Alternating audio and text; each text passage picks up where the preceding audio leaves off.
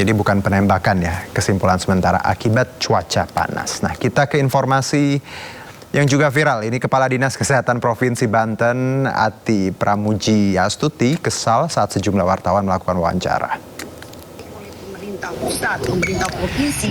Ini mungkin sudah saling kita lihat ya di media sosial seliweran ini dikutip dari Banten Raya. Pertanyaan wartawan terkait temuan BPKRI di Dinas Kesehatan Banten membuat kesal Kepala Dinas Kesehatan Provinsi Banten, Ati Pramuji Astuti. Pasalnya yang bersangkutan sudah menjawab beberapa pertanyaan, namun pertanyaan wartawan dianggap terlalu banyak dan membuatnya pergi meninggalkan sesi wawancara.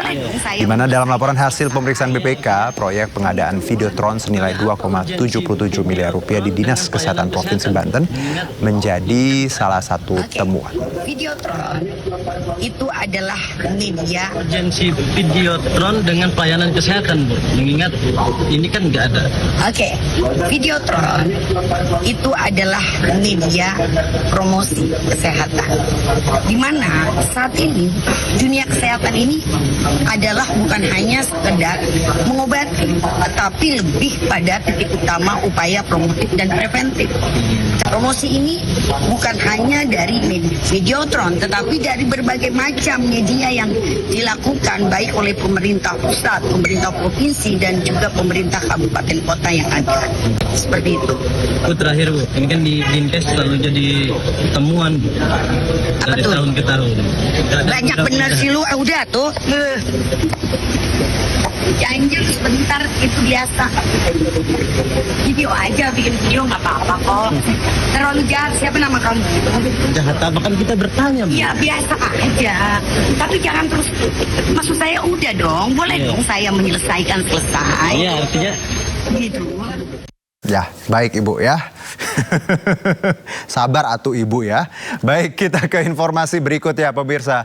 Majelis Hakim Pengadilan Negeri Indramayu menjatuhi hukuman mati terhadap terdakwa pembunuhan sadis satu keluarga yang terjadi Agustus 2025 lalu.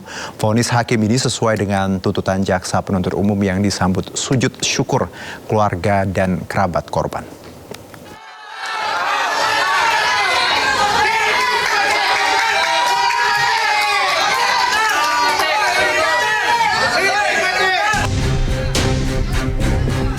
Sorak-sorai keluarga korban pembunuhan satu keluarga tidak terbendung usai Hakim Pengadilan Negeri Indramayu menjatuhkan hukuman mati pada terdakwa Ririn Rifanto.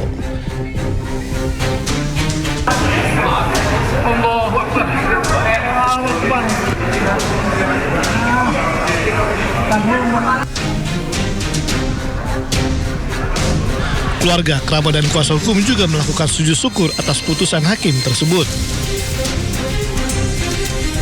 2. Menjatuhkan pidana kepada terdakwa karena itu dengan pidana mati dengan masa percobaan selama 10 tahun. 3. Menetapkan pidana mati tersebut dapat diubah menjadi pidana penjara seumur hidup. Sebelumnya dalam sidang yang dipimpin Hakim Wimi Desi Marmata memvonis terdakwa Ririn Rifanto dengan hukuman mati. Majelis Hakim menilai terdakwa terbukti secara sadar meyakinkan melakukan pembunuhan berencana serta tindak kekerasan terhadap anak yang mengakibatkan kematian. Keadilan tetap ada di tempatnya di sini, bukan bermain drama. Polisi tidak salah tangkap, itu harus diluruskan juga. Jaksa penuntut umum tidak salah dalam dakwaannya.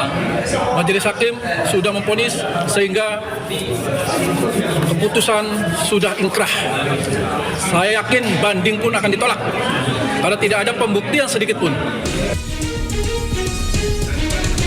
Sementara itu, terdakwa Ririn Rifanto mengajukan banding atas vonis pidana mati dengan masa percobaan 10 tahun yang dijatuhkan oleh Majelis Hakim.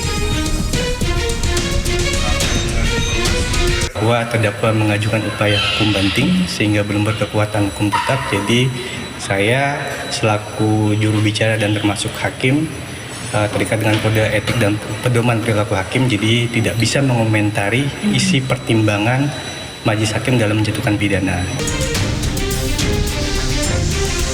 Sebelumnya pada 1 September 2025 lalu, warga Kelurahan Pauman, Indramayu, Jawa Barat dikejutkan dengan penemuan 5 jasad yang masih satu keluarga yang dikubur di belakang rumah mereka.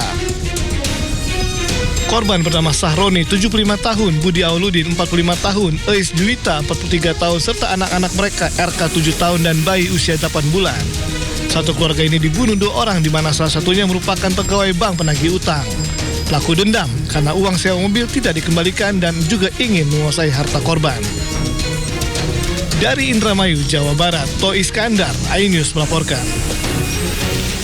Komisi 3 DPR RI menanggapi kondisi pasca penggeledahan di sejumlah lokasi terkait dugaan mega korupsi batubara yang tengah diusut polisi, yang diduga melibatkan seorang jaksa agung muda pidana khusus.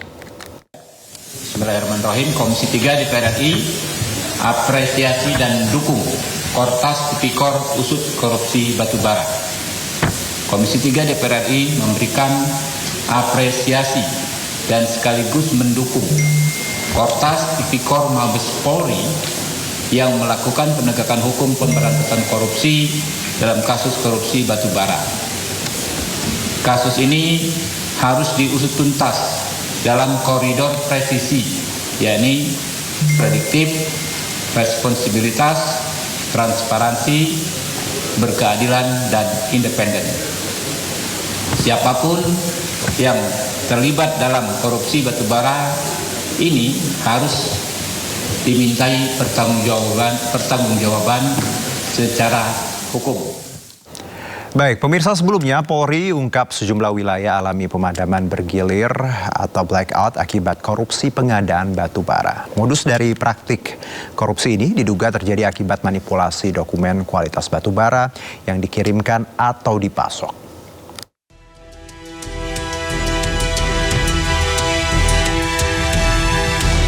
Polri mengungkap sejumlah wilayah di Indonesia mengalami pemadaman listrik atau blackout akibat dugaan korupsi dan pencucian uang terkait pengadaan penemuan kebutuhan pasokan batu bara pada sejumlah PLTU selama periode tahun 2018 sampai dengan tahun 2026.